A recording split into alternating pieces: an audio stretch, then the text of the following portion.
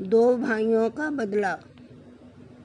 मेरे प्यारे बच्चों, मैं सरोज भदौरिया आज जो आप लोगों को दो भाइयों के बदले की कहानी का दूसरा भाग सुनाऊंगी, उसका भाग पहले भाग से भी ज़्यादा मज़ेदार है। कृपया ध्यान देकर सुनिएगा और यदि आपको पसंद आए तो प्लीज़ मेरे YouTube चैनल को लाइक करें, सब्सक्राइब करें, अपने ग्रुप में शेयर करें और घंटी का बटन दबाना ना भूलें। जब हसीना बेगम श्यामलाल से कहती है, श्यामू जाओ बच्चों को मदरसे छोड़ कर आओ, तब श्यामलाल अब्दुल्ला को लेकर मदरसे के पास पहुँच कर बोला, अब्दुल्ला, इस मदरसे में एक काला सांप रहता है। वह सुनकर अब्दुल्ला सांप सांप कहता हुआ घर पर भाग आता है। तब बेगम ने श्यामलाल से पूछा, बच्चा क्यों भाग कर आ गया? तब श्यामलाल ने उनको बताया कि शायद ये सांप से डर गया और सांप सांप कहता हुआ भाग आया है। तब वह केले का पत्ता लाकर मियाँ से बोला, साहब मुझे तो खाना दे दो, बहुत ज़ोर की भूख लगी है। तब मियाँ ने उसके पत्ते को भरकर भात परोस देता है और उसकी बेगम और बच्चे के साथ जाकर सो जाता है। तब श्यामलाल उस भात को लेकर अपने घर आ जाता है और पूरे परिवार के साथ मिलकर बड़े मज़े से भात को खाकर मियाँ के घर पर आकर सो जाता है। अगले दिन बेगम ने फिर से श्यामलाल से कहा, श्यामू बच्चे को मदरसे में छोड़ कर आओ। तब श्यामलाल अब्दुल्ला को लेकर मदरसे के पास पहुंचकर उससे कहता है, उस पेड़ के पीछे एक भेड़िया छिपा हुआ बैठा है, वह बच्चों को खा जाता है। तब अब्दुल्ला भेड़िया भेड़िया कहकर वहाँ से भागकर घर पर आ जाता है और श्यामलाल केले का पत्ता लेकर मियाँ से भात मांगता है। तब मियाँ उसको भात देकर अपनी बेगम तथा बच्चे के साथ जाकर सो जाता है। तब श्यामलाल उस भात को लेकर अपने घर पर आ जाता है। सभी के साथ मिलकर भात को खाते हैं। भात खाकर श्यामलाल मियाँ के घर पर आकर सो जाता है। अगले दिन श्यामलाल अब्दुल्ला को बताता है।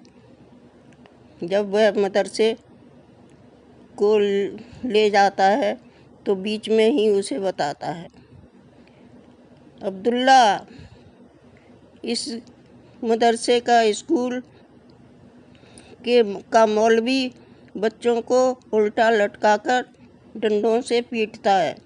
तब अब्दुल्ला फिर से डरकर भाग आता है और श्यामलाल मियाँ से केले का पत्ता भरवा कर भात ले लेता है और जब वह तीनों सो जाते हैं तब भात को अपने घर पर लाकर सभी के साथ मिलकर भात को खाकर मियाँ के घर पर आकर सो जाता है।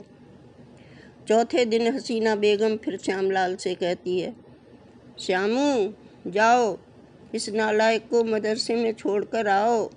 तो श्यामलाल उसे खींचता हुआ बताता है, जब ये जाना ही नहीं चाहता तो मैं भला इसको कैसे छोड़कर आ सकता हूँ। तब बेगम बड़े गुस्से में आकर कहती है, इस कमबख्त ने तो हमारी नाक में ही दम कर रखा है, अब अगर ये भाग कर आए तो इसको वहीं पर पटक देना। तब श्यामलाल उसको लेकर थोड़ी दूर पर पहुंचकर उसको पटक पटक कर मार देता है और घर पर आ जाता है। तब बेगम उससे पूछती है, आज तो मेरा बच्चा स्कूल चला गया लगता है, तभी लौटकर वापस नहीं आया। तब श्यामलाल उसे बताता है, वह लौटकर कहाँ से आता? आपके कहने के मुताबिक जैसे ही वह भागा वैसे ही मैंने उसको पटक दिया तो वह तो वहीं पर मर गया। जाओ उसकी लाश उठा कर ले आओ, मुझे तो भूख लगी है, मुझे तो खाना दे दो। तब बेगम अपनी छाती पीट पीट कर रो रो कर कहने लगी, हाय अल्लाह, ये तूने क्या कर दिया। इससे तो मैं उसे पढ़ने को ही न भेजती तो वह मेरा बच्चा बेमौत तो न मरता। हाय मेरा इकलौता जिगर का टुकड़ा, अब मैं उसे कहाँ से लाऊं। तब मियाँ उसको समझाते हुए कहता है, बेगम अब रोने से क्या होता है। रोने से अब्दुल्ला वापस तो आ नहीं जाएगा। अब अल्लाह के फजल से बच्चे तो और भी हो जाएंगे, इसलिए तुम रो रो कर अपना मेकअप खराब मत करो। तब मियाँ श्यामलाल से कहता है, जाओ श्याम, बिस्मिल्लाह को उसकी ससुराल से बुला कर ले आओ और देखो बहुत जल्दी जाना, एक टांग वहीं पर रखना और एक टांग यहाँ पर रखना। बेचारी अपने मरे हुए भाई का मुंह तो देख लेगी, तब वह बस का किराया और खाने पीने का खर्चा 1000 रुपये लेकर चल देता है। खाना तो वह अपने घर पर ही खा लेता है और 50 रुपये बस का किराया देकर बाकी पैसे अपनी जेब में रख लेता है और बिस्मिल्लाह की ससुराल में जाकर उसकी सास से कहता है, मुझे गफ्फार मियाँ ने भेजा है बिस्मिल्लाह को बुला लाने के लिए। उसका भाई मर गया है, इसलिए उन्होंने कहा है कि बिस्मिल्लाह को जितनी जल्दी हो सके बुला कर लाओ। यह सुनकर बिस्मिल्लाह की सास ने जल्दी से 10 किलो लड्डू बाज़ार से मंगा लिए और यह सोचकर कि समधी के घर में तो इस समय सगे संबंधी भी आए होंगे, इसलिए 10 किलो आटे की पूड़ियाँ बनाने लगी। जब तक सास ने पूड़ियाँ बनाईं तब तक उसने रोते रोते अपने कपड़े गहने और रुपए पैसे सब अपने बक्से में रखकर तैयार हो गई और श्यामलाल के साथ चल दी।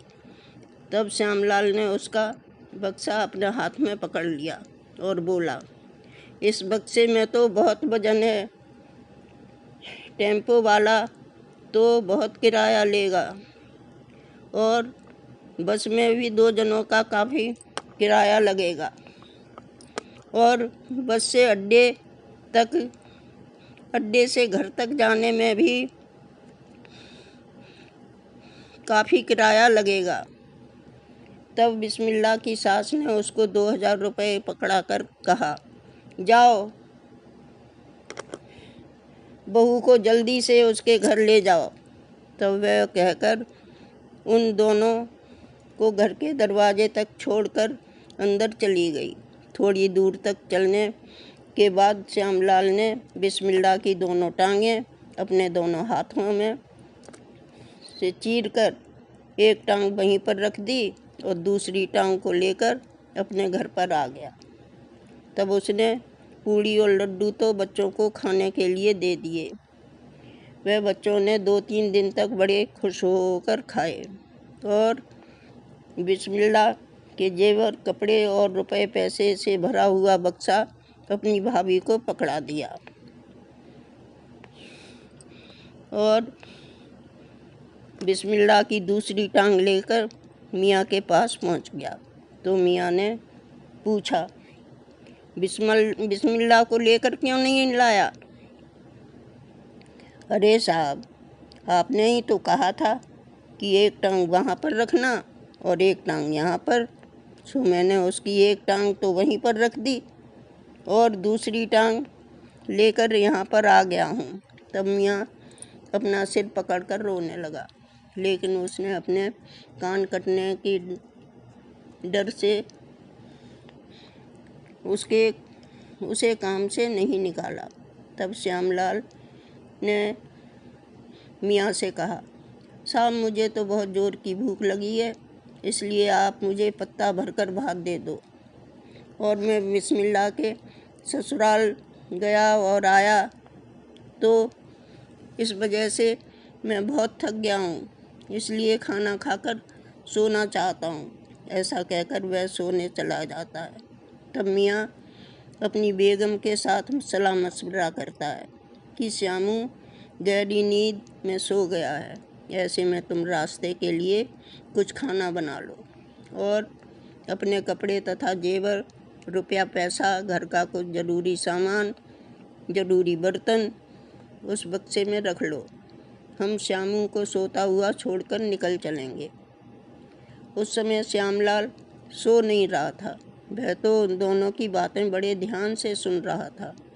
तब हसीना बेगम ने खाने के लिए पूड़ियाँ बना ली और बचे हुए घी में हलवा बनाकर संदूक में रख लिया। घर का जरूरी सामान, अपने कपड़े, गहने और घी तेल सभी उस संदूक में रख लिया। संदूक पुराना था, उसके पैंदे में कई छेद हो गए थे।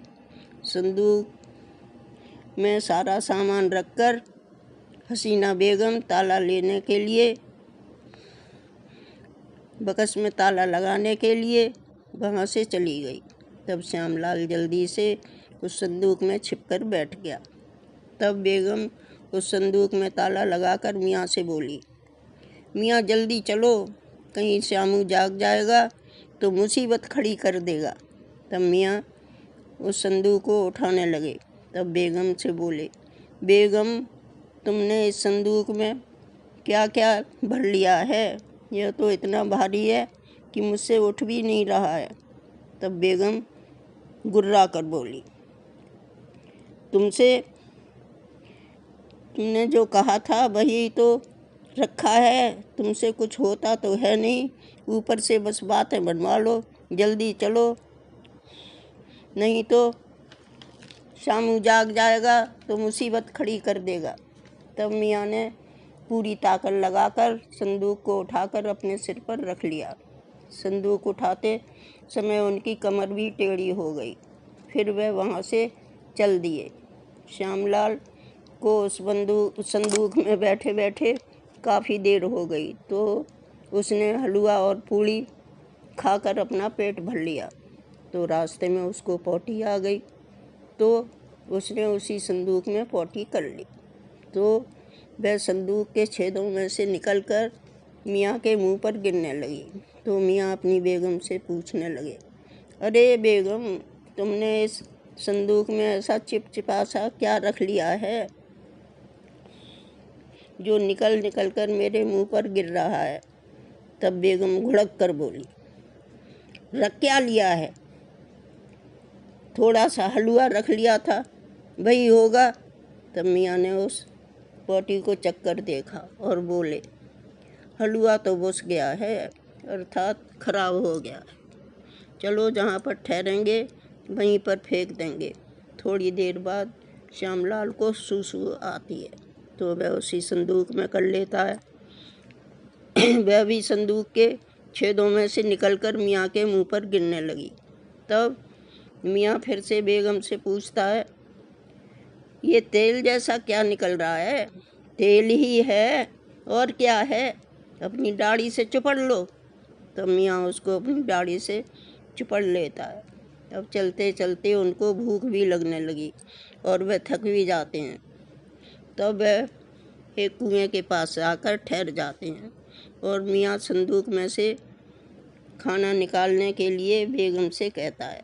जैसे ही बेगम संदूक खोलती है, वैसे ही श्यामलाल उसमें से निकलकर कहता है,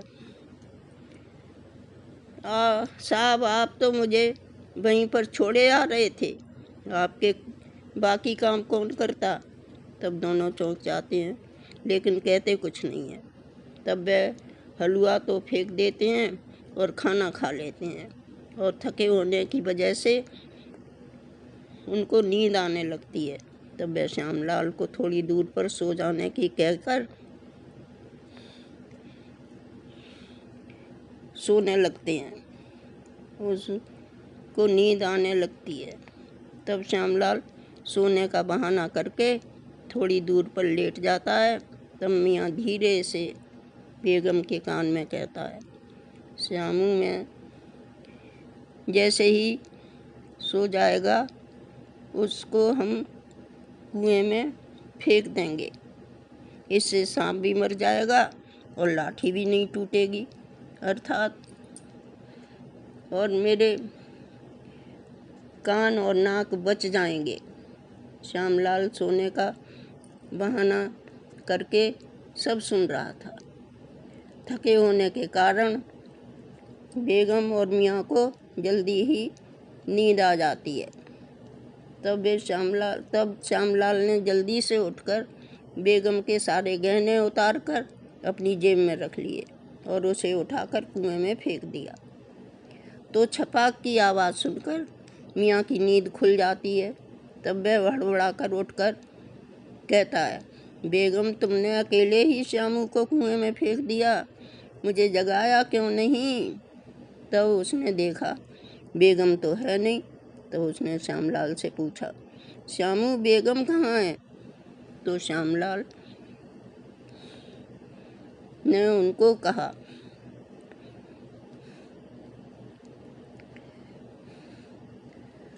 साहब वह तो कुएं में कूद गई। जब अब्दुल्ला मरा था तब वह रो रो कर मुझसे कह रही थी, मेरी ज़िंदगी में अब रखा ही क्या है। मेरा तो मन करता है कि कुएं में कूदकर अपनी जान दे दूं। आज उनको ऐसा मौका मिल गया है, इसीलिए वे कुएं में कूद गईं। तब तो मियाँ ने, या खुदा तूने यह क्या कर दिया, कह कर अपने सिर के बाल ही नोच डाले और श्यामलाल से बोले, श्यामू तू मेरे दोनों कान और नाक काट ले और मेरा पीछा छोड़ दे। तब श्यामलाल ने उसके दोनों कान और नाक काट कर कहा, अरे साहब ऐसे कैसे पीछा छोड़ दूं? अभी तो मेरी तनख्वाह के 2000 रुपये बनते हैं, वह तो दे दो। तब मियाँ ने उसको 2000 रुपये दिए और मन ही मन सोचने लगा, चलो जान बची तो लाखों पाए। लौट के बुद्धू घर के आया। तब वह वहाँ से लौटकर अपने घर की तरफ चल देता है। उसके जाने से पहले श्यामलाल ने उससे कहा, मैं उन्हीं रामलाल का भाई हूँ जिनसे तूने इतना मुश्किल काम करा के भूखा रखा और कुछ देने की बजाय उनके दोनों कान काट लिए। मैंने तुझसे उन्हीं का बदला लिया है। अब तू किसी गरीब के साथ ऐसा मत करना। अपने श्यामलाल मियाँ के कान और नाक काट कर 2000 रुपये लेकर अपने घर आ जाता है और उनसे 2000 रुपयों से अपने घर को ठीक करा लेता है और बेगम तथा बिस्मिल्लाह के जेवर बेचकर 15 बीघा ज़मीन खरीद लेता है और अपने चारों बच्चों को पढ़ने के लिए अच्छे स्कूलों में दाखिला करा देता है और अपने भाई से के कानों की सर्जरी करा के उनके कान फिर से लगवा देता है और अपने भाई से कहता है, देखा न भैया, मैं उसी मियाँ के नाक कान काट लाया हूँ। अब वह अपने पूरे परिवार के साथ सुखमय जीवन बिताने लगे। तो बच्चों, हमें इस कहानी से यही शिक्षा मिलती है कि किसी गरीब को इतना सताना नहीं चाहिए, क्योंकि उसकी आत्मा से निकली हुई हाय ऐसी होती है कि जैसे कहावत भी यही है कि दुर्बल को न सताइए, बाकी मोटी हाय, मुई खाल की सांसों सार भस्म हो जाए। अर्थात मरे हुए जानवर की खाल से आग में हवा देने से वह आग इतनी तेज हो जाती है कि लोहे को भी पिघला देती है। तो बच्चों, मेरी 2 भाइयों के बदले की कहानी यहीं पर समाप्त होती है। मुझे पूरा विश्वास है कि मेरी यह कहानी आप लोगों को अवश्य पसंद आई होगी। तो मेरा आप लोगों से यही अनुरोध है कि प्लीज़ मेरे YouTube चैनल को लाइक करें, सब्सक्राइब करें, अपने ग्रुप में शेयर करें और घंटी का बटन दबाना ना भूलें। धन्यवाद।